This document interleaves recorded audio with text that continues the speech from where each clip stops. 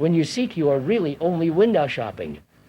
The question of whether or not there is a God or truth or reality, or whatever you like to call it, can never be answered by books, by priests, philosophers, or saviors. Nobody and nothing can answer the question but you yourself, and that is why you must know yourself. Immaturity lies only in total ignorance of self. To understand yourself is the beginning of wisdom. And what is yourself? The individual you. I think there is a difference between the human being and the individual. The individual is a local entity, living in a particular country, belonging to a particular culture, particular society, particular religion. The human being is not a local entity. He is everywhere. If the individual merely acts in a particular corner of the vast field of life, then his action is totally unrelated to the whole. So one has to bear in mind that we are talking of the whole, not the part, because in the greater the lesser is, but in the lesser the greater is not.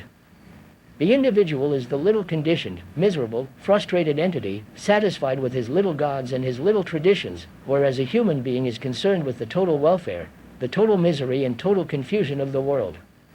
We human beings are what we have been for millions of years, colossally greedy, envious, aggressive, jealous, anxious and despairing, with occasional flashes of joy and affection.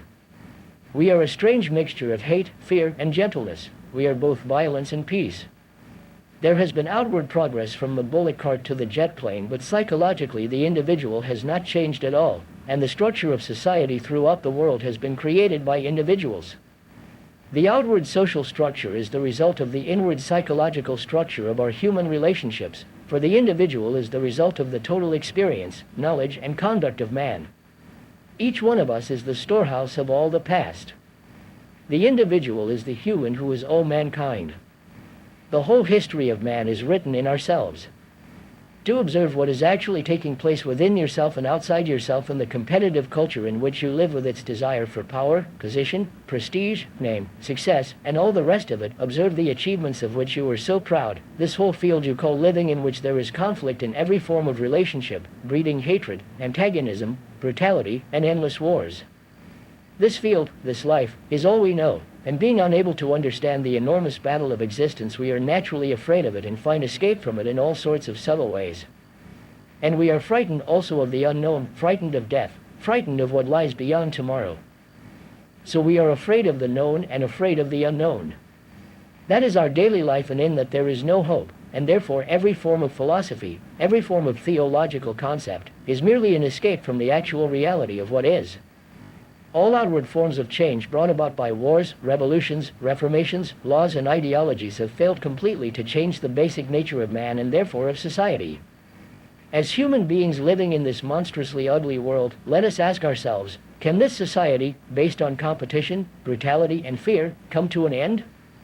Not as an intellectual conception, not as a hope, but as an actual fact, so that the mind is made fresh, new and innocent, and can bring about a different world altogether? It can only happen, I think, if each one of us recognizes the central fact that we, as individuals, as human beings, in whatever part of the world we happen to live or whatever culture we happen to belong to, are totally responsible for the whole state of the world. We are each one of us responsible for every war because of the aggressiveness of our own lives, because of our nationalism, our selfishness, our gods, our prejudices, our ideals, all of which divide us.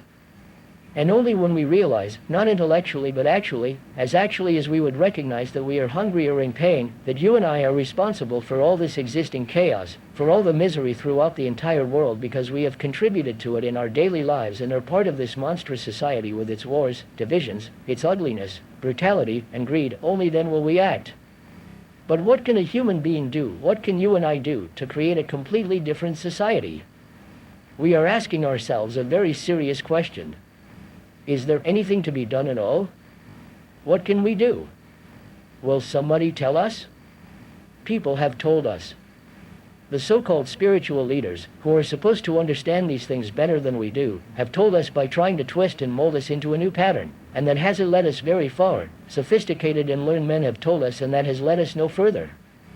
We have been told that all paths lead to truth. You have your path as a Hindu, and someone else has his path as a Christian, and another as a Muslim, and they all meet at the same door, which is, when you look at it, so obviously absurd. Truth has no path, and that is the beauty of truth. It is living.